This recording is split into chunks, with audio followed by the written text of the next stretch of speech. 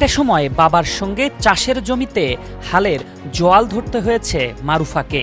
কিশোরী বয়সে জীবিকার দায়ে যে মাটি চষেছেন, সেখান থেকেই উঠে এসেছেন দেশের হয়ে বল হাতে আগুন ছড়াতে। এখন কয়েক বছর ধরেই একাই টেনে নিয়ে যাচ্ছেন বাংলাদেশের পেস বোলিং ইউনিটকে। সেই মারুফাকেই সফর সঙ্গী করে এশিয়া কাপ ও এশিয়ান গেমসে অংশ নিতে দুবাই ও জাপান মিশনে যাচ্ছে বাংলাদেশ নারী দল।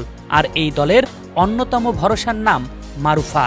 সফরে যাওয়ার আগেও তার কণ্ঠে আত্মবিশ্বাসের প্রতিচ্ছবি স্পষ্ট।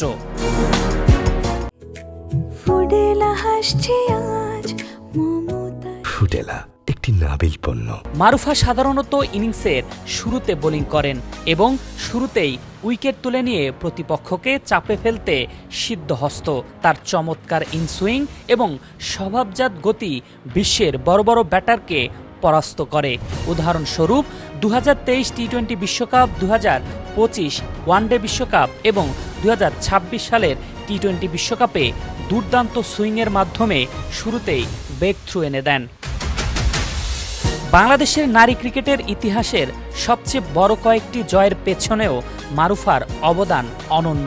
2023 সালে মিরপুরে শক্তিশালী ভারতের বিপক্ষে প্রথম ওয়ানডে জয়ে তিনি 29 রানে 4 উইকেট নিয়ে ম্যাচ সেরা হন, যার মাধ্যমে ESPN ক্রিকেট ইনফোর বর্ষসেরা বোলিং পুরস্কারও জিতেছিল।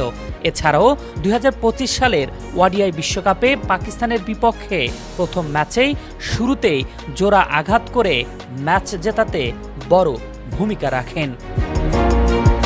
মারুফা মাঠে নেমে শুধু গতির ঝড়ই তোলেন না, পুরো দলের আত্মবিশ্বাসও বাড়িয়ে দেন। তিনি মাঠে নামলে দলের বাকি ক্রিকেটাররাও উজ্জীবিত হয়ে ওঠেন।